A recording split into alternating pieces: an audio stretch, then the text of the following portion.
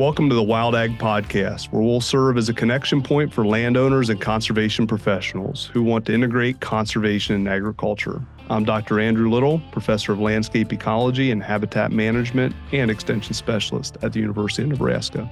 And I'm Nate Pfluger, Precision Ag Coordinator for Pheasants Forever and an avid outdoorsman with friends and family in my free time. Together, we'll work to bring you perspectives from both landowners and conservation professionals for discussions on soil, water, and wildlife in ag-dominated landscapes.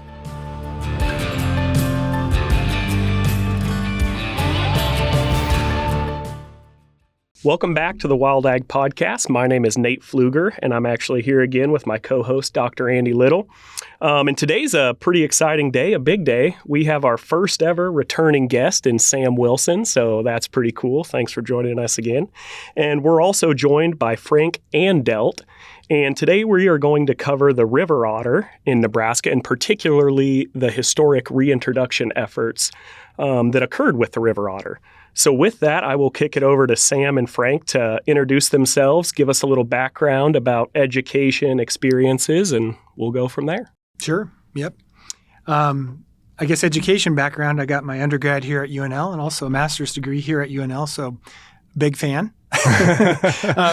But then my position at Game and Parks, I'm the Furbearer and Carnivore Program Manager, so I get to work with all kinds of interesting animals in the furbearer world. And for people who aren't familiar, furbearers are animals that have valuable fur and have been historically and are presently trapped for the fur market.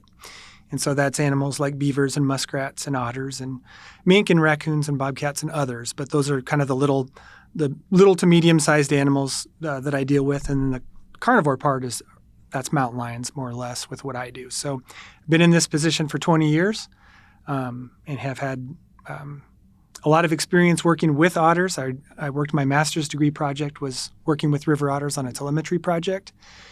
We also looked at survival and some movements. So really interesting animal, and I'm happy to talk about them today with you all. Cool. And yeah, thanks for bringing that up. I said you were a returning guest, but I never said for what episode. You actually came on with Jason Clark and discussed Nebraska's mountain lion population. So that was a fun episode. Yeah. But I went to the university way back many years ago, ended or quit with an undergraduate degree there. Then I went to work with the Game and Parks Commission, worked in a number of positions there for 24 years full-time, ending in about 1999. Through those years, I worked with everything from a habitat position, working habitat on some of the wildlife areas here in the Salt Valley Lake System, and then got into the wildlife division and worked at first as a kind of general wildlife biologist. And then in about 1983, I got a position with the non-game and threatened and endangered program and worked with that, and then assumed responsibilities for fur bearers along the way for part of my career at Game and Parks. And then in about 1999, went back to farming, where I grew up on a family farm in Saline County. So I had 24 years full-time at Game and Parks, but I've been away for longer than that now. That's cool. So you said you grew up on a farm in Saline County. What actually got you interested in wildlife to begin with? Oh, as a kid, back around the farm, we hunted and fished and did that kind of stuff all the time. Had an interest in wildlife, I guess, just seeing critters around the farm and that sort of thing, and hunting from the time I could carry a gun, I guess, essentially, and was outdoors as much as possible, and always had an interest. And I guess I started out in a different area at the university, but decided that wildlife was kind of the way I wanted to go. Worked a couple summers at Game and Parks, both with fisheries and with the habitat program. And that's where I kind of decided for sure that I wanted to go for a career in the wildlife field. That's really cool. Yeah, that is very neat. And I mean, growing up, loving the outdoors and the hunting and fishing, I mean, that's pretty neat that you were instrumental in bringing back a particular population to the state, because I bet a lot of folks don't really get to do that. I mean, that's pretty neat. Well, it was a very memorable experience. Of all the critters we worked with, it was probably one of the more exciting things, because so many times when we're working with especially endangered and threatened species, a lot of times there isn't much you can do to help them. And so if they're gone because their habitat's no longer there or something that way, then there's not a whole lot you can do. But with river otters was a little different situation. I'm sure as we'll get into it here, we'll talk about there was habitat out there, and they were a species that occurred here, and so there was opportunity to bring them back, and that was one of my favorite projects that I worked with in the whole time I was here. That's really cool. And it's actually a really good plug. You mentioned a couple of summers working for Game and Parks. And so that's a good plug for undergraduate students that are interested in considering, working for a state agency and just getting some experiences there. Take those opportunities as they come about and get some experience, because maybe that'll lead into something full-time down the road. Yeah, I think a lot of the people that were on board when I came in with Game and Parks worked summers and then just worked into a full-time position or got into a position with another state or something that way. Cool. But summertime employment's a really good way to get started. Absolutely. Well, before we dig too deep into the reintroduction efforts, I'd like to get a little background, I guess, on the river otter and just touch on some of their ecology. I know I have a lot to learn in this range, but let's kick it off with, what was their historic home range? Obviously, you said they were here in Nebraska, but outside of Nebraska, what are we looking at? Yeah, they're found nearly across the lower 48, other than in really dry desert areas. If there's water, otters can be there. They just need something to eat. And we can probably talk about that in a minute, but if there's water and a food source, they are a very hardy animal, and they do really well. So basically coast to coast, other than some of the desert Southwest. So when you mention they need water, is it particularly streams, bigger rivers, ponds, anything and everything? They can make any of it work. They are survivors for sure. Yeah. Pretty resilient. Yep. So so today then, obviously the landscapes have changed historically. Is a distribution pretty similar, or are they more restricted in certain areas? And it's pretty similar now. So the great efforts that Frank was involved with and other biologists back in that day replenished otters throughout the Midwest. So that was kind of the empty, like if you look at the map of the lower 48, all of the corn and soybean country basically was devoid of otters. And states brought them back, and they did really, really well, and it's filled in. So now, even at the beginning of my career 20 years ago when I started, there were some holes in the map more or less, and now it's almost entirely filled in. So really huge success. Oh, absolutely. Well, that's a great conservation story success. And that is the opportunity, I think, today, is kind of talking about those successes, because, river otters are one species that have, had a successful reintroduction. And we've, obviously, we think about other species across the North America that have had similar stories like that. And it's great to talk about some of those stories and kind of share, what, efforts went into that. And it's really a partnership amongst a lot of different organizations, landowners, and many others. So, yep. So obviously they can live in quite the diverse set of habitat. What are they eating across their different habitats? Yep. They're a predator, and they live in the water, and they primarily eat fish, but they also eat crayfish, and they can eat other land mammals like rabbits and things like that if they can get a hold of something. But a good amount of their diet comes from fish. And when we looked at otter stomachs and what they were eating, it could be anything from an entire belly full of minnows that they're picking up on, some shallow spot of the Platte River, or they could be in a sandpit lake eating bigger fish, just anything available. And then a lot through the summer, they really switch into crawdads and crayfish that are available in the summer. And of course, they burrow up in the winter and are not available. But they can make do with a lot of different food sources.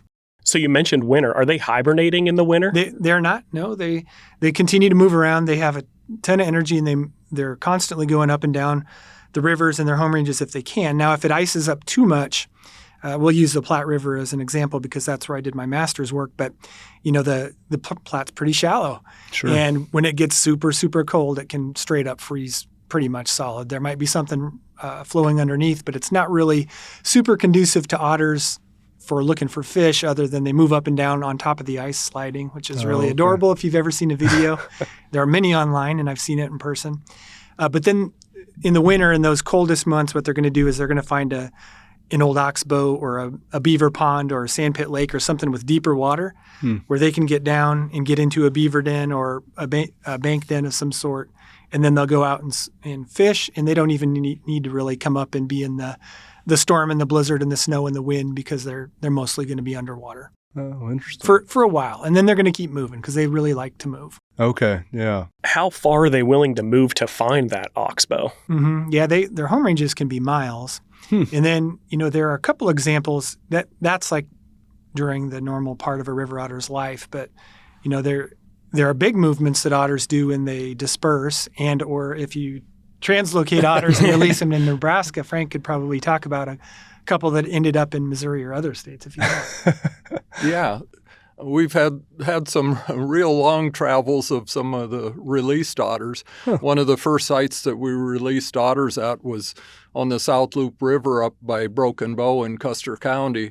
And we had a couple of them ended up in central Missouri down by Columbia. Wow. And so if you tally it up, it's about 600 river miles downstream that they ended up.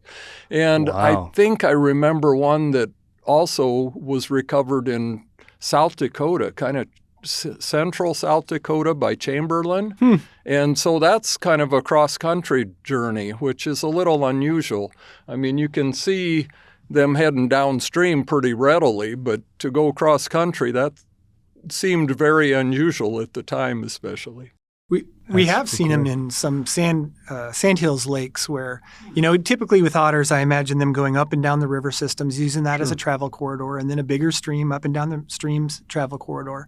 But at times they do make a decision to go overland. And so we've had otters out in lakes in the sandhills where, there's not really an obvious stream that goes right to it. And I assume they must have covered tens or many tens of miles to get there on dry land. That's really cool. When you see these larger moves from river otters, are they typically young males, or is it really males, females? It doesn't matter? I think it could be either on those. Yeah, they're not quite like lions, where with lions, the young males are obligate dispersers, and almost all of them travel incredible distances, or at least incredible to me when I try to hike in their habitat. Otters, I think it could be either. That's really cool. So are you guys, when you're talking about these movements, are you putting transmitters on them, or are you banding them, or what was there, a combination of both? Or it's a combo. So Frank started it with... Yeah, when we released the animals, we just used ear tags. Yeah, ear tags, okay. And so we tagged both of their ears, so in case they lost one. And these are just little tiny tags. They don't have large ears. And so we had tags to mark them, and we did get a couple of animals recovered like that at long distances, but people found the tags and were able to inform us about them, and so it was pretty interesting that way. Yep, and that's then really cool. 15 years after that, or 20 years after that, when I ran my master's research project, we were implanting transmitters surgically. Okay. So we followed them with telemetry, which was quite difficult because, as you may know, otters like to be underwater, and then they spend their time in a beaver bank den back 15 feet into the soil. And so the Yagi antenna doesn't pick up much on most days. It was a vexing problem to try to follow them around. That's funny. Yeah, and that's a really good point too. The illustration of the challenges you have with our wildlife studies. They're not always really easy to track some of these animals, and even with the advent of GPS technology for things, it's just things they can get into places where they can't get the data transmitted to you, and so that creates additional challenges. Yeah. So that's interesting. At the end of the day, that just meant you had more field work. You could stay out of the office. Yeah, that's true. That's a good point. So steering back to some of the ecology, what are their litter sizes? Kind of when do they start breeding? Are there young culled pups? Can you kind of dive into some of that, please? Yeah, I usually call them pups. It's usually after the females are 2 years old. They can breed at 2, and it's usually after that. And then litter sizes vary, but 2, 3, 4 would be fairly normal. So kind of similar to what a lot of other mesocarnivores do. And it's most often born in the spring. We had female otters in those natal dens in as early as March, which is part of how game and parks, when we finally did start trapping seasons on otters, we're always looking at when are the pelts prime and when do they start having young, because we want to avoid orphaning young, of course. So usually March, April, May, somewhere in there. Okay. Is when they start breeding, you're saying? Or that's No, when is when they have their pups. Okay, Yep. gotcha. Yep. Gotcha. Sorry. So they do have the delayed implantation then too. So the breeding season is in the spring, and they'll carry that fertilized egg in the uterus for a long time, and then it begins development the following spring. So they're giving birth to young almost a year after breeding. Yeah, it's a Really? pretty unique system they have. that is really cool. I didn't know that. That's common to the family Mustelidae. Yeah. And so there are other critters that experience that as well. So would you say most young go through that year-long process they're holding them? Or is that just kind of a rarity depending on when resources are low? I think it's fairly common that happens. I don't know if it always happens, but it's well known with otters. Yeah. Yeah, that could be the standard.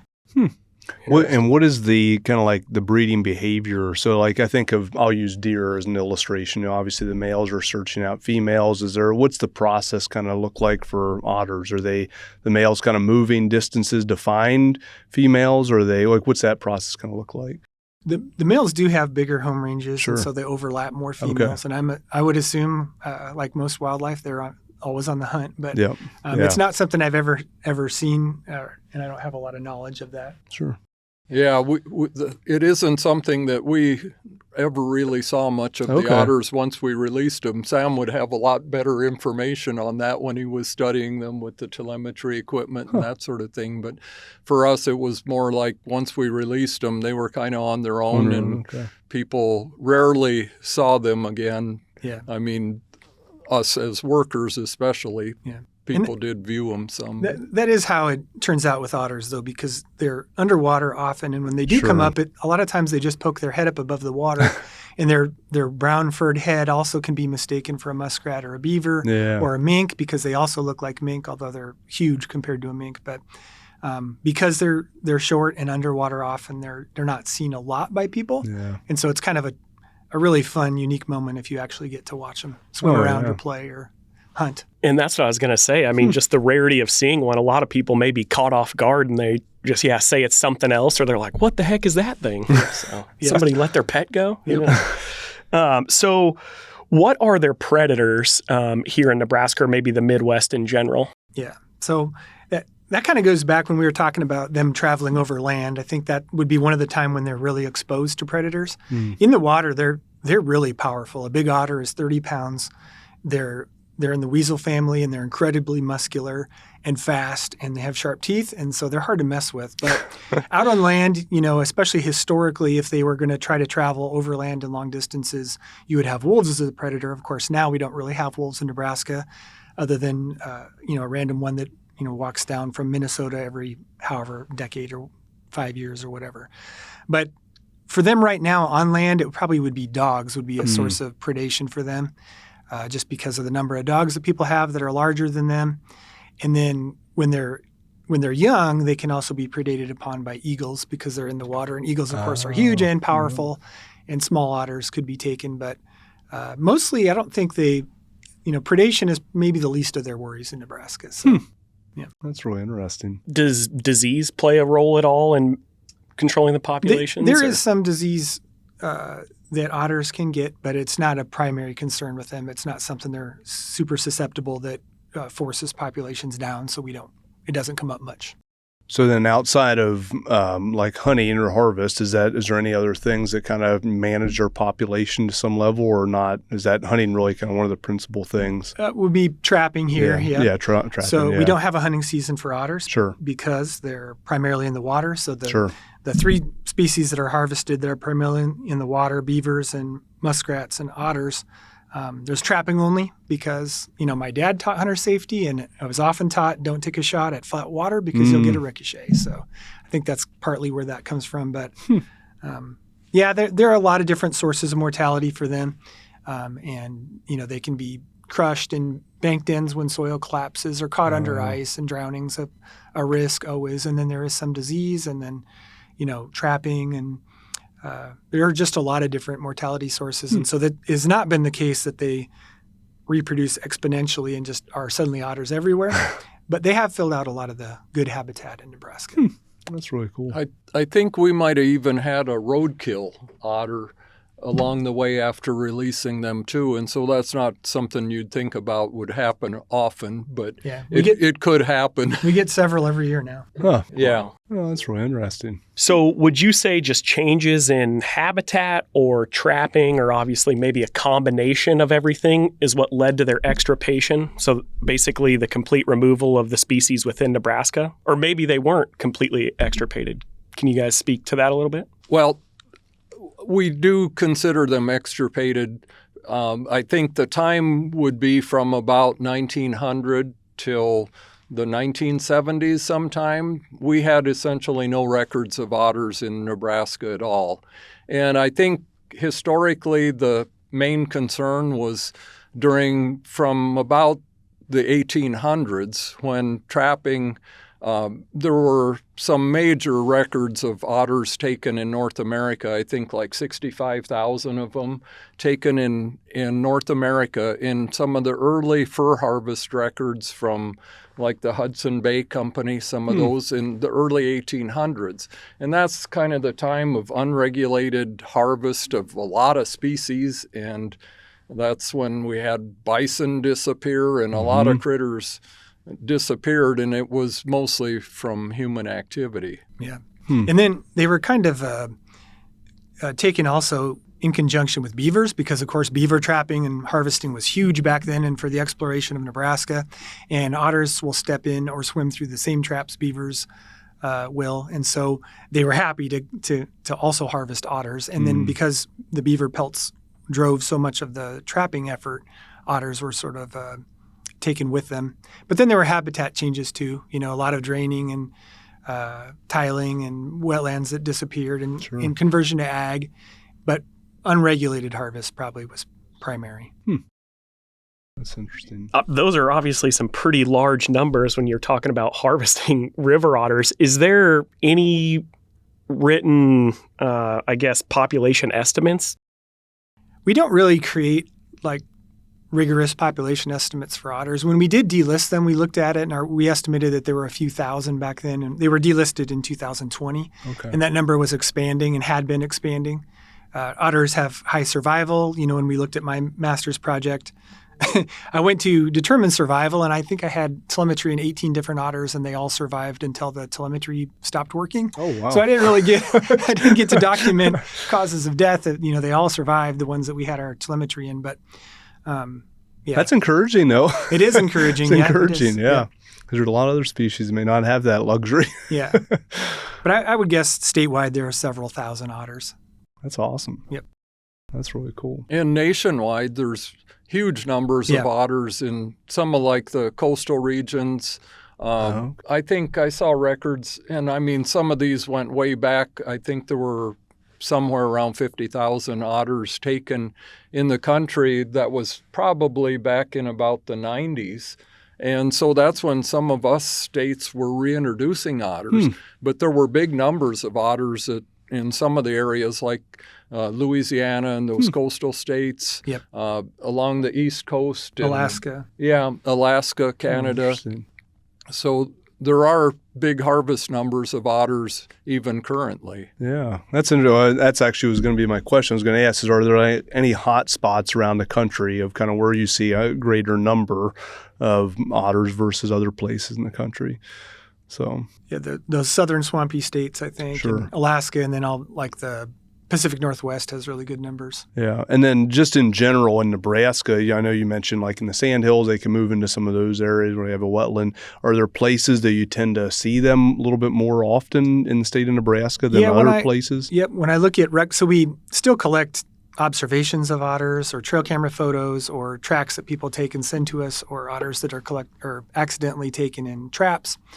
And I map all that data, and it basically shows that the Big Bend area of the Platte River, so the Kearney to Grand Islandish area, has quite a good number of otters. And then in the Elkhorn up between Neely and O'Neill, and there are a lot of sloughs and oxbows in that area. I'm kind of from up in that area, but wherever the habitat is really good, there are kind of hot spots for otters. But those are two. The North Platte River has good numbers, and there are other spots in the state, but those are kind of the two that I mention often. That's really cool.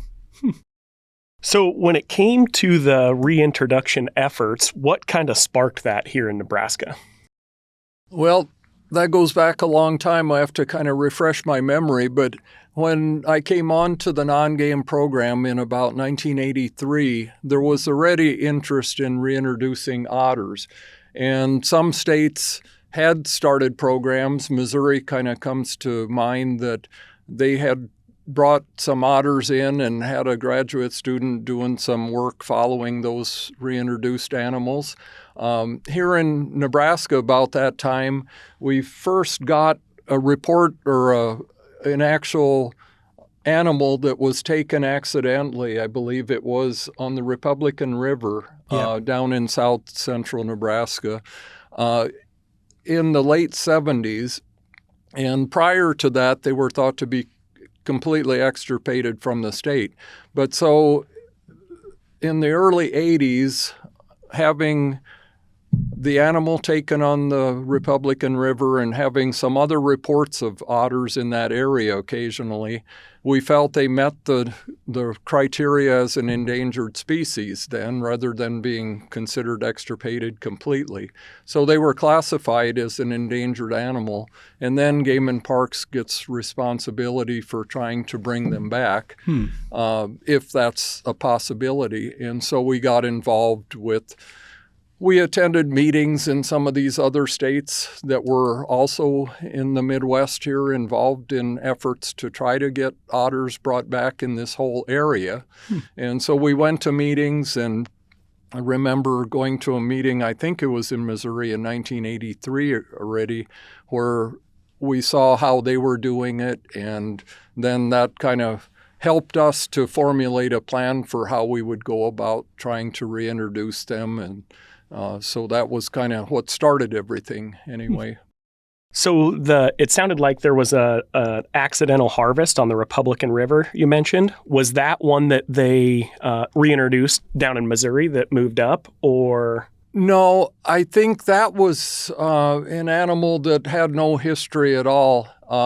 We don't know where it came from. It just occurred. Just happened to show up there. It might have come from Kansas or someplace, but there could have been some animal wandered in, and they might have had a group of them there where there could have been some reproduction. But we had that one show up, and then I think we were getting some occasional reports. So we're not sure, but it didn't come from one of the other states. Very neat. So it wasn't a reintroduced animal anyway. It wasn't marked. Yeah, it wasn't a tagged animal. Yeah. But so it sounds like there's a lot of states that were working to reintroduce them within their own states, and then we kind of followed suit then, is what it sounds like. We formulated a plan that was similar to other states. We kind of decided that we needed to bring in about 20 animals per release site. And so we did some habitat work trying to identify potential locations. We looked at things like probably the most important thing was working with our fisheries folks to come up with some fish sampling data to show where we had good fish populations. We also looked at places that wouldn't be a conflict with like trout fishermen, that sort of thing. We looked at trapping pressure, so it wouldn't be in places that had some real extreme amounts of trapping pressure because we knew we might lose some animals to beaver traps. And then we held some public meetings around the state. When we kind of identified some release sites, we held public meetings. We did some landowner contacts. And so that was kind of the groundwork for how we brought the animals back. That's really and then we did it in a number of different ways, and we can kind of get into that too. But we kind of started out slow, working with some trades for other critters that some other states wanted our turkeys, for example. And so we were trading turkeys for otters, and so we were getting them. Sometimes it was only a few at a time, and so we kind of adjusted our whole process along the way. It was kind of a start one way and adjust things to make them work better as we went along. And I think toward the end, we were getting otters in bigger numbers from a commercial system down in Louisiana, and that worked better, we found, than the way we started out. When we were trading for other critters, we were typically getting 2 or 3 animals at a time, and we had issues with how do you get them from, we got animals from, I think, Wisconsin and Idaho, and well, we were getting some then from Alaska and British Columbia. We got otters from a long way away and from a number of locations.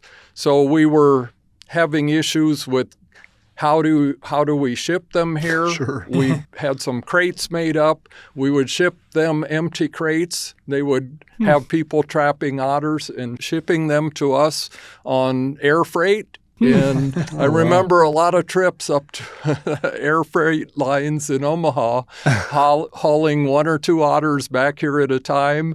And then we'd process them, we'd tag them, check them over physically, and get them out to a release site. So it was a very labor-intensive process and kind of a slow way to get started. And so we kind of went from that to where we expanded the project, and later we started. And a lot of this was still through trades for other critters, but we were getting otters from a trapper or a person down in Louisiana that worked with trappers, and he was kind of doing it as a business for these states that were reintroducing otters. He would hold otters in some facilities he had set up. He would have trappers out catching them for him where they were common in Louisiana. And then when they would get 20 otters, they would send them out to states. And so we could get 20 otters for a whole release site at a time. And that's the way we kind of ended up doing most of our release sites, was getting the otters directly from somebody 20 at a time from Louisiana. Yeah, because otherwise it sounded like kind of a slow trickle. You get 1 here, 2 there, and it took a while to kind of get going. And it spread things out to kind of an extreme too, where you would have some otters released at a site. I think we started the fall of '86, and then we got a few animals that fall. And these all we started at Pressey Wildlife Area on the South Loop River out in Custer County. And so we released those animals a few at a time. But then the next year we were still bringing otters in, and I think we finished that release site probably that next year. But it spread things out, and it's hard to know how those animals might acclimate to the area. Sure. And if they might have more tendency to head on out if they didn't have other otters around. And so it looked like it would work better just to be doing more of them at a time. And so that's the way we ended up doing a lot of this. So I have a lot of questions, but one of the first I was going to ask you. So you mentioned about like once you kind of identified sites, you had public meetings. What was the general sentiment at that time of releasing otters? Was it pretty positive? Well, I'm sure they're always going to have positive and negatives. I get that, but like in general, what was kind of the sentiment from people participating in those meetings? I don't remember much negative comment much about the otters at all. I think we had to kind of explain to them mostly what otters really are and what they eat, and a number of things about them, because most people had never seen an otter and wouldn't have known what an otter even was. And so we had to kind of explain that, and most people were pretty receptive of them, especially if they saw them in zoos or that kind of facility where you can see how playful they are, and they're really an attractive critter when you see them up front. And so they were really a big hit for people. When we were releasing them, we did some public notices to let people know when we would have otters released at a particular site. And we had busloads of kids from school. That's cool. I'm sure they had a great time because it was a way out of school and it was a way to see some interesting critters out there. But we had a lot of people at some of these otter release sites, and that was pretty neat. That is really cool. That's awesome. Well, and that also just just like from a investment into the public, having those public meetings, how important those are, and getting people engaged in wildlife conservation, and like you said, having the kids there, like that's such a cool thing, because they get to see this stuff. And then how often does that happen? Something like that. It's not something that happens every day, so that's kind of a unique experience for them. Yeah, and I'm sure those people didn't realize that this is kind of a one-time thing, and they might not see an otter maybe ever again, but in the wild at least. But it was pretty cool that way. It was really cool. Well, and I think the other thing to think about is even though some of these release sites were on public ground, you took the time to go out to the general public and educate them, which is awesome, because obviously these critters aren't just going to stay on public grounds. They're going to move to private lands. So I obviously take my hat off and commend you guys for just touching base with the public and the private landowners. I think that's extremely important. Yeah. Yeah, we wanted to make it known that they do eat fish. And so any sportsmen that were concerned or that kind of thing, we were there to answer questions and answer their concerns about what impact otters might have on the fishery, that kind of thing. But in the summary, I guess I'd say, as a high-level predator like they are, and like Sam has touched on here, they spread themselves out pretty thin, and so they don't tend to cause much issue in a stream or river system, that kind of thing. And I think the data show that the fish that they go after more often would be the slower swimming rough fish rather than some of the faster swimming game fish like the trout or that kind of thing. So some people even suggested that they might improve a fishery by taking rough fish rather than some of the better game fish. And can you explain just rough fish a little more for folks who are not familiar with that term? Well, I think that would be like the carp and those kinds of fish that would be in some of those streams. I think you could probably include catfish as some of the slower swimming species and such too, but I think rough fish would mostly be carp and carp suckers and some of those kinds of fish. Yeah, that's really interesting. Well, I was going to also ask, so you mentioned about with that process, that public process,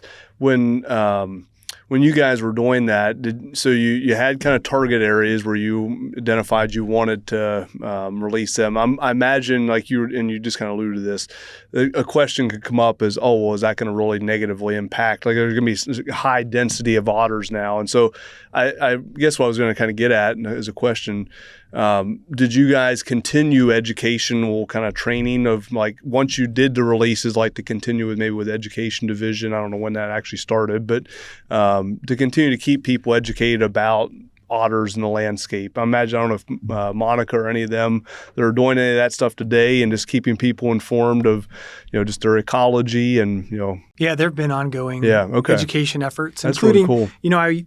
I've gone to a lot of the outdoor expos, like the Okay. Missouri River Outdoor Expo at Ponca, and there was one at Kearney that I used to go to, and of course there are otters right there. And we talked to people about the efforts and had a otter taxidermy done up where people could come ask questions about it. And it was kind of a nice moment too. The other educational effort that happened was that Frank did a lot of as well, was working with the Nebraska fur harvesters, people who trap and harvest furs in the state, and asking them, would you please turn in any river otter that's captured? You can set the triggers on 330 conibears slightly different to try to avoid otters but still trap beavers. And so there's a lot of effort working with people who already trap and harvest furs, but also informing, the general public, kids, and everybody else. Okay. No, that's really cool. And an interesting thought about that too is that early on, when they were considered an endangered species, and that went on till I don't even recall. Sam said when year they were taken off that list. Yeah, they were delisted as a threatened species in 2020. And I don't remember which so year they must we have switched gone, or maybe they were just considered threatened. I was thinking endangered, but either way, they would have been offered full protection early on. And so back in the day, and soon after releasing, any animals taken accidentally could not be kept by trappers or other individuals. It was unlawful to have an endangered or threatened species in your possession. And that was kind of purposely because if somebody accidentally trapped an otter, we didn't want them to be able to keep it, because then what's to say somebody else might want to have one that they put on their wall or something that way. And so they were kept fully protected until they were delisted, and then now it's a whole separate issue. That's interesting. So you mentioned 20 animals per release site. How many release sites did we have in Nebraska? Okay, we did 7 different release sites. And we started, I mentioned the Calamus, or the South Loop River up at Broken Bow area.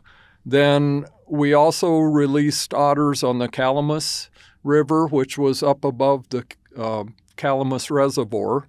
We released 2 sites on the Platte River up above Lake McConaughey on the North Platte. And then where Sam did his work, we released between Grand Island and Kearney on the Platte River. We also released otters on the Cedar, which was up by Erickson, and the Niobrara, that was up by Gordon in the upper reaches of the Niobrara River, and then the Elkhorn River, where Sam mentioned that there are good numbers.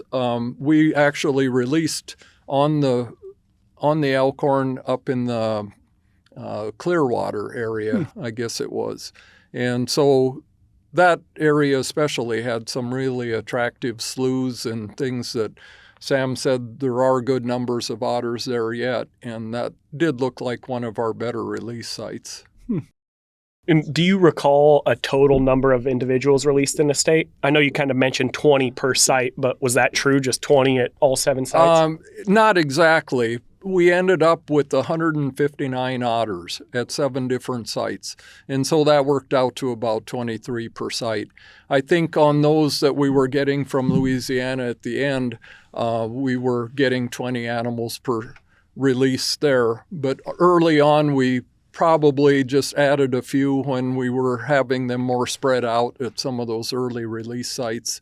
And so we had a few extra ones at some of those early releases. So you mentioned like you have to go up to Omaha to get them. And so what was that? And you're talking about these different locations. I'm kind of trying to think in my mind, how did you guys, so would you pick them up and then you'd bring them back to an office and kind of do your inspection and then take them directly to the field? Or was that kind of, I'm sure it varied a little bit, but just curious of like the time frame once you got them to actually releasing them in general. Yeah, the way that worked, as I kind of mentioned early on, when we were getting a few animals at a time, we were having them shipped air freight into Omaha, and we'd go and pick them up. And like I mentioned, it could be sometimes just one at a time. We got 2 or 3 at some times. And so then we would pick them up in Omaha, bring them to the lab here at the main office in Lincoln, Game and Parks office in Lincoln, and we would work them up. We had a veterinarian that we worked with that would come in and check them over if they had any injuries. These animals were typically taken with padded leg hold traps. And so they could have a little foot damage or something at times, and so they would get treated for that, and we would tag them, and then we would try to get them out to the release site as soon as possible. Then when we were getting most of the otters from Louisiana, 20 at a time, that was a whole different thing. They packed them into shipping crates, and we would have 20 otters in the back of a pickup truck that had a topper shell on it, and they would drive. It was kind of a pretty much a nonstop thing. They would pick them up in Louisiana. We'd send somebody down from here. Typically, it was people from Missouri that we were working with that were working some of these trades, and they would go pick up the otters from Louisiana, and we would have somebody meet them someplace in Missouri typically, and then bring them up here. And I remember at least one night where we had a pickup load of otters that came in later at night, and so they stayed overnight in our garage. And as a member of the Mustelidae family, they are very smelly critters. And so having 20 otters in a pickup truck would really be quite an experience. But then the next morning, we would have got them out to the release site. And I think those animals that we got from Louisiana were already tagged, and that we didn't have to process the whole group of them. They already had done that when they rounded them up and when the person shipped them out our way. Interesting. So you mentioned in the initial releases they had ear tags, and obviously you had individuals from a variety of places. Do you have any information on which ones survived better, or maybe we don't have any information on that? I don't think we really were able to determine that. You probably can't get enough data from ear tags. We would have occasional animals taken one place or another, brought back in. The best way we would be just to know what release sites tend to have better numbers of animals still around, and just the fact that they moved to other drainages and that kind of thing. I guess along the way, too, when we were selecting release sites, that's one thing I probably didn't mention. We kind of looked at geography a little bit, just that we didn't want to release animals like on the Republican River again, where there were some known animals, and also it's so close to Kansas that any animals moving could be away from Nebraska real quickly. And so we kind of looked to get some more centralized locations and that kind of thing. So we didn't release animals like in the Nemaha River system, which is way downstream in the southeast. Although now Sam says there are lots of records of otters there too. They do really well there. They do move around on their own very well, as we have been able to find. We had to do that actually for our turkey project. We were capturing turkeys the past few winters and putting transmitters on. We had some sites down by the Trenton, McCook area that were a little below there, right by the Kansas border. And that was obviously a concern, is how close do we want to go? Because some of these birds will go over there and will be nesting, and we'll have to work with Kansas Parks and Wildlife to get access to lands over there. So that's kind of funny to mention that. So you asked if we knew which release sources did better in the state. Not really possible to know back then. If you had modern science like GPS trackers that we put on other animals, which really can't go in on otter's neck because they either don't have a neck or they're all neck, one of the two. But they're hard to put collars on, or it's impossible. But we are actually looking into that right now through a genetic study that we're working with a student at UNL and some of the genetics researchers here at UNL, where we're going to go back and I took genetic samples from harvested otters and incidentally trapped or road-killed otters, and we're going to look at the genetics of the otters now and see if we can determine was it the Louisiana otters that did better and actually went and recolonized portions of these rivers where they're common now, or was it animals from Alaska? Those were the two primary sources numbers-wise. But then we had a bunch of other states that Frank mentioned that also provided otters to us, but we are looking at that through genetics now. When I think that actually was one of the, we had some earlier discussions about setting this episode up, and I think was a student presented at the co-op meeting. Yeah, that's right. Yeah, okay. Yeah, Nebraska co-op meeting. So I remember that. I sent a picture to Nate of her slide, and I was like, hey, this would be really good. Pretty early on, maybe we can come back and do a podcast when she's finished up. Oh, that'd be really cool. You'll be the first individual to be on 3 times with the student. So I was going to ask you, so you mentioned Louisiana. So one question I could see people asking, so when were they capturing them around the state of Louisiana, or was he just, the company just kind of like he was the primary connection point for trappers around, say, the southeast? And what I'm trying to get at is, a question will be kind of the acclimation to the Nebraska, winters versus obviously down there they don't have that type of winter. Was there any concern with, bringing them here, or are they such a hardy animal they just kind of adapt pretty quickly? They're very adaptable, okay. And I don't think that was something that we were too concerned about, because they had brought otters from, I think they were getting some of theirs from Louisiana early on when they were releasing in Missouri. And they didn't find any problem there that I recall. And as adaptable as they are, and the fact that they live all the way into Alaska, I guess wasn't too much concern about that. And I'm not sure how big a location the person down there was rounding them up from, but I would assume it was kind of a localized area there along the coast of Louisiana. Cool. So when it came to your graduate work, Sam, on the river otter, were you guys actively trapping them and then pit tagging them, or what did that look like? Yeah, it was quite the process. So we went right back to the number 11 double long spring trap that the trappers were using in Louisiana when they captured the otters that came up here. It's such a good trap for that animal because the trap size matches the paw size really well. So with that, these were double jawed and they had swivels on them and shock springs and all kinds of stuff that we did to the trap. But we would set these traps along, say, the Wood River or Grand Island area and go out and check them. And when we did capture an otter, I basically built these capture tubes out of a big plastic barrel with a sliding plexiglass door based on some that Frank and others had used earlier, and would try to wrangle the otter into the tube while it's swinging around on the chain. That'd be a rodeo. And I've trapped and been around a lot of animals in traps, and some animals will cower and not be real aggressive. Coyotes and bobcats at times will both do that. And they're pretty big, powerful animals too. But I always tell people that river otters legitimately think they can kill you. And they swing around on the chain back and forth. And so it's kind of a trick. I usually would submerge that barrel about halfway so it looked kind of like a beaver den, basically, that they could get into for safety. And often they would jump right in there with it half filled with water.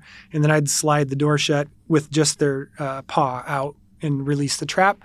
Take them back to Lincoln, and we did an implant surgery here. So there's a telemetry transmitter that's sterilized that we would implant into the river otter, and then we would drive them right back out the same day and release them at basically the exact same spot. Oh, wow. And they did really well. That we didn't really have any injuries from our traps to speak of, and then they survived the surgeries really well. And we got one, I think, road killed maybe 5 or 6 years later that still had the implant transmitter inside. Of course, the battery wasn't working anymore, but the otter did very well for many years. So that's how we studied them for my project. Well, and I want to kind of circle back to the trapping that you mentioned. You did a bunch of things to those footholds so that you knew for a fact the animals that you were trapping weren't going to be injured. Right. And just for folks listening, I mean, that's very common. Yeah. An animal can step in those traps and it's not going to break the foot or anything like that. Right. So with trapping, especially foothold traps, it's all about using the right trap for the right animal. And so if you have the size right, you're trying to trap the animal by the paw, and they have those tough padded paws.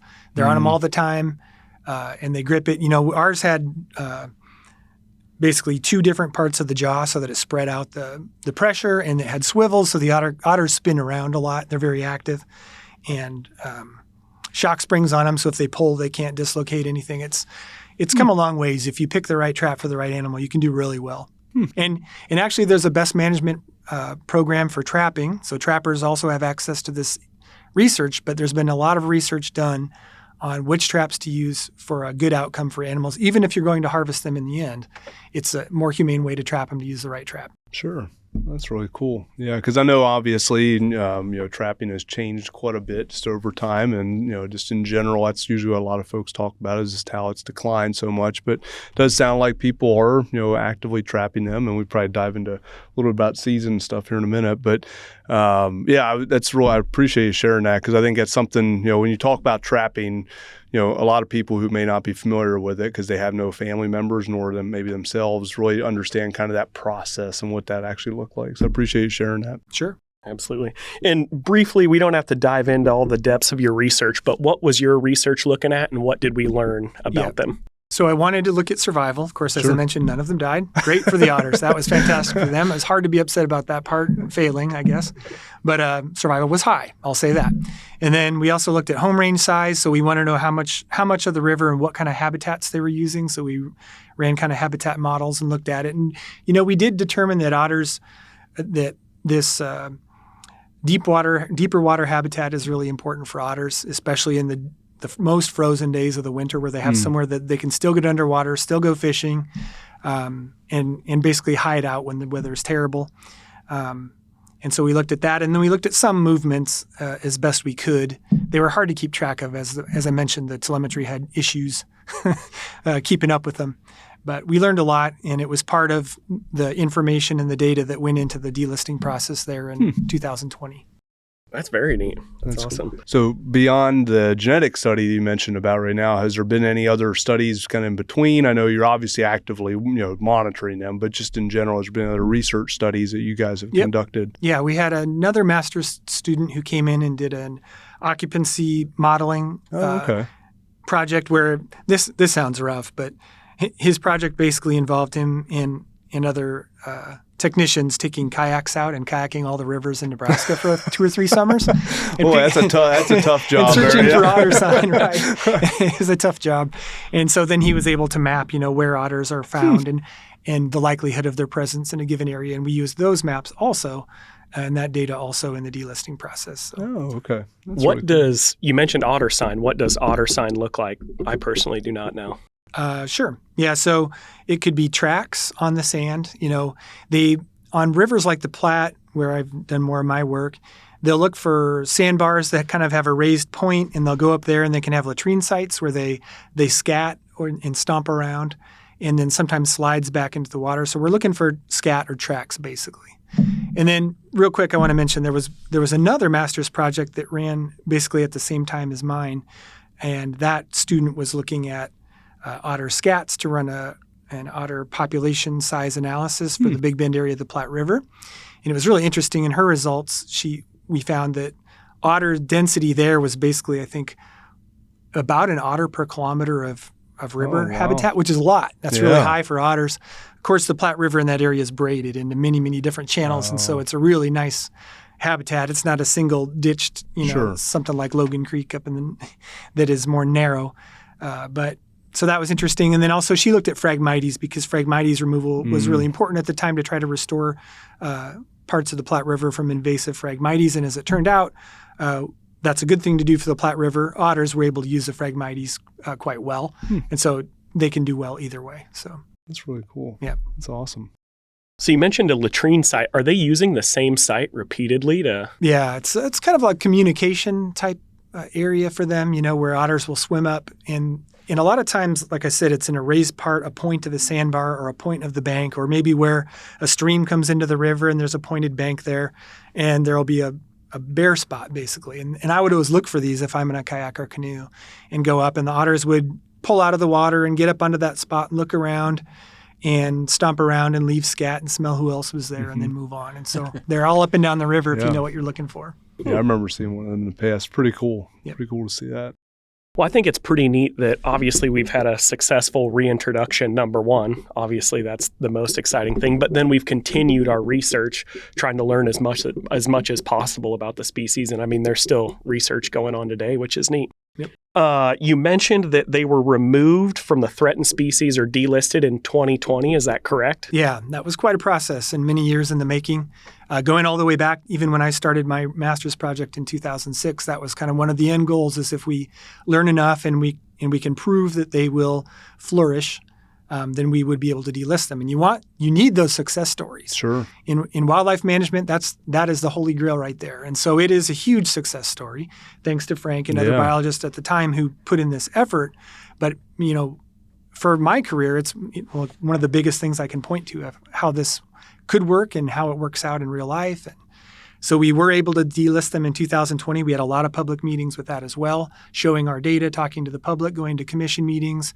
And people were able to write in and say whether they supported it or not.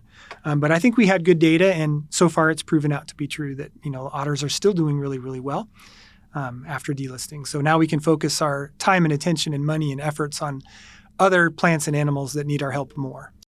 So when it comes to delisting a species, is that just decided here in Nebraska, or is that something that's nationally decided? Yeah, so they were state listed as threatened. Okay. So it was a Nebraska issue here. They're a furbearer under state statute, but they were also listed as a threatened species. So we had to go through the process of removing them from the T&E list here in Nebraska. Oh, okay. So, and can you dive in that just a little bit more, like for folks out there that are kind of interested in like what that process? I know you just briefly mentioned about public meetings and commission meetings. Like, is that like how long of a time frame did that take, really? And you mentioned starting back in 2006, kind of your original goal of kind of like at the end of the work in the future doing that. What does that kind of look like for people out there, and so that they understand for other species potentially? So the process is much longer if you include collecting data. So all the way back in the 80s and 90s. 70s when they first released all these otters, anytime an otter got trapped, they would mark down that record or road killed or anything. Gotcha. So we have these data sets showing where otters have been found, accidentally trapped, accidentally road killed, pictures taken of them going all the way back to the reintroductions. And we continued that effort. We still continue it now. That's because cool. we want to be able to look at distribution. So there's a ton of background work, including these research projects, including my own project, that keep building over time. And you can map all these results. So you can see the distribution expand over time, which was really great because, it's sad to say, a otter was, run over in Scottsbluff County. But when I look at the map of those kinds of events over time, I can see, well, actually otters are doing really, really well. Yeah. Because where they're documented keeps expanding. So there's a whole bunch of background work, but the actual process itself is it's kind of a socio and political process that takes a couple years. Okay. And we basically had meetings at Game and Parks with our wildlife staff in our natural heritage program and said, this is the data. We could lay it all out. These are the maps. This is the expansion. They're in every major river system, except for maybe the Republican River. We have very few records there, but we do have a few. And they flourished. And so we felt inside Game and Parks in our meetings that we all agreed they were ready to be delisted, that they would succeed. And then we went about a year and a half of these meetings that were held all across the state in different areas, month after month after month, these different commission meetings and in efforts that we held. There were a number of species we wanted to change their status, so otters were one of those at these meetings. That's really good. And I appreciate you explaining that because I think it's really important to share to people kind of like it is a process and it takes some time to do that. And that data you guys are collecting is integral to the success. So it's not just like one day we decide, hey, we're just going to take and delist them. No, it's a process to actually do that. And it takes some time. It takes time and you need to involve the people of the state and your stakeholders and people who have been involved in bringing otters back and or who are concerned about, predation on fish. And so there's a whole bunch of interested parties who could come and have a say on these kinds of actions. And so everyone had an opportunity. And that's good. And I think that's one other thing I was going to highlight. I really appreciate, I know obviously other states do this, but you guys having those public meetings are so critical. And I know that you guys have the big game meetings coming up here. And I guess you already started some of them, but we're coming up here in January. I see more of them. And it's, those are the opportunities where people can, take and join and share their thoughts and be a part of that conversation and kind of understand what's going on, what the data shows currently and, be a part of that process. Yep. So they were delisted in 2020. Were they able to be trapped in 20 or starting in 2021? So they were already a fur bearer under state statute. When we delisted them, that removed them from the threatened species list inside the state. But we didn't have regulations set up for their harvest and what those rules would be. So in 2021, we created a set of regulations that the commissioners voted and approved. And then the 2021 fall and the 2022 winter was the first season that we had an otter harvest in Nebraska. And it was a great opportunity. There were a lot of people who helped. Like I mentioned, the Nebraska fur harvesters helped with my master's project. They showed me areas I could find otters for the research. They purposefully didn't trap areas that had otters. They were trying to avoid them for many years with the hope that eventually they would be able to legally harvest this animal once they were doing really, really well. And that year finally came in 2021. And I think that goes to show the hunters and anglers and just folks who are actually out there harvesting animals. I mean, they want these animals to be prosperous more than anybody, for sure. Right? Which is neat. So that's awesome that they avoided areas and were willing to help you out. Yep. So since that first season, where are we at with numbers of individuals harvested? Is it pretty consistent? What's that all look like? It's been fairly consistent. The pelt price on otters has been fairly low lately. So people are not driven to harvest otters like they would be for like really high value bobcat pelts, which might bring $300 or $400 or $500 in the best spots of the state. And so I think we were at 78 our first year. The limit was 75 and we had a 3-day allowance for people to get their traps picked up, and so we went a couple over, which we had expected that may happen. And then the next year we raised that limit, I think, to 125, but only harvested 54, in part because people weren't really going after them for pelts. It was just they had always wanted to harvest one otter, and once they got their otter, they got it tanned or mounted and put on the mantle. And so it's hovered between the 50s and the 90s each year. Okay. And then what are the rules and regulations? When can you start trapping them? You said you couldn't hunt them, so we're just talking about trapping only. Solely trapping. Yep. The season starts November 1st. A lot of the fur-bearing species, the season starts on November 1. Okay. Bobcats would be one of the few exceptions with the December 1 start date for them, but starts on November 1, ends at the end of February. Of course, we chose that end date because in part they can't have young in March, and we don't want to have any orphaned young if an adult gets trapped, so we just ended it in February there. And the limit now is 1 per trapper. There's no overall statewide limit anymore. People weren't trapping enough that we were worried that it would negatively impact the population. I think it's likely to continue growing and expanding slowly.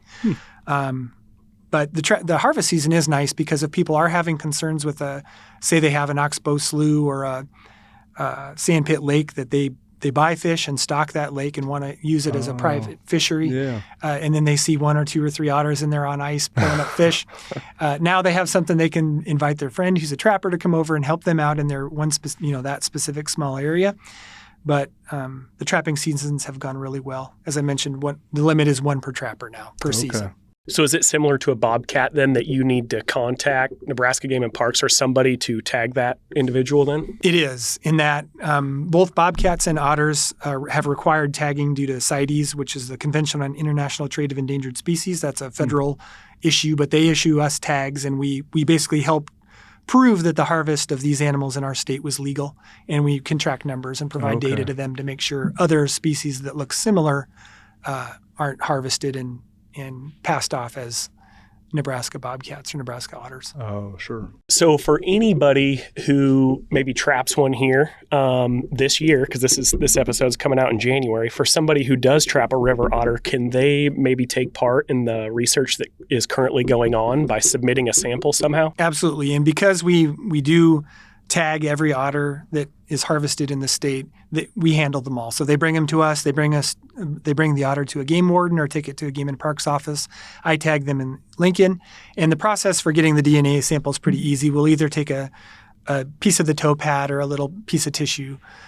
So it doesn't change the pelt or the mount really in any way. But yeah, we just ask for permission to do that. And so far everyone has said yes. So yeah, they continue to help. Cool. That's really cool. Yeah, that's awesome. And so then, for the foreseeable future, it sounds like, there obviously the regulations will probably kind of stay as is, but obviously things can always change. But do you see kind of a continued upward trajectory to obviously a point of carrying capacity when most of Nebraska, for the most part has otters?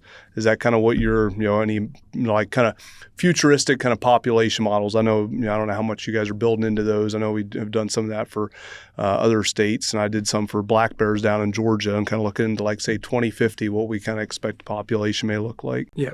I would expect in that time frame that they would be in virtually every habitat that they can use in the state. As I mentioned, then the Republican River is the one where we did not reintroduce otters there, in part because that one was found there right before the reintroduction started. But we've had a few confirmations there. I know one was trapped near Alma, and we've had a couple other cases. But that would be the one major river system that would likely be filled in the future if otters can make their way there and do well there. And I'm sure we're glossing over a few questions that should be asked with such a neat and exciting topic with a successful reintroduction effort. But I think at this point, I don't have any other questions. Do you guys have any closing thoughts or anything before we? Well, one thing that I guess I would mention that we didn't really talk about, as far as we talked about trading otters for other critters or getting otters through trades and so forth, I would mention that within our endangered and threatened species program, the funding here within Nebraska mostly comes from the Wildlife Conservation Fund, which is actually the checkoff on the income tax forms where people can donate a part or all of their refund on their state income tax forms. And so a lot of our expense that we had for what all we were involved with that wasn't directly trades for other critters, we did have expenses that would have come out of that funding. And so it is important that those kinds of funds come in that are used for critters like the river otter and many other endangered Sure. and threatened and non-game species. No, and I appreciate you bringing that up. Usually I ask kind of where the funding comes from, but I was so excited about other questions that I just glossed right over it. So thank you very much for bringing that up. That's an excellent point. Good point. Anything else on your end, Sam? I think we covered most of it. Yeah, I'm really happy to come in and talk otters. Sure. It's been a Yeah. good time. Heck Well, yeah. I want to talk about the genetics at some point down the road once that student finishes up, because that was another question I was kind of curious of, kind of mapping that out and thinking about landscape connectivity and how to maintain those corridors that potentially are moving across from one place to another, which I think will be pretty interesting from that student's work at some point. So yeah, maybe Sam will be our third repeat guest here, a third time. Happy to come back anytime. So He'll be famous. So good. Well, Sam and Frank, greatly appreciate your time and joining us, and we enjoyed having you. yeah, thanks again. Thanks for having us on. Yeah, been good to be here. Thanks for listening, everybody. Are you enjoying the Wild Ag Podcast? You or your organization can sponsor upcoming episodes that bring important information to listeners just like you. To learn more, visit our website, go.unl.edu/wildag. Wild Ag is part of the Natural Resources University Podcast Network. If you enjoy this podcast, please leave us a review so others can find us and tune in. And we want to hear from you. You can submit questions or topic suggestions to us at wildagpodcast@gmail.com. That's WILDAG podcast@gmail.com. Thanks for listening.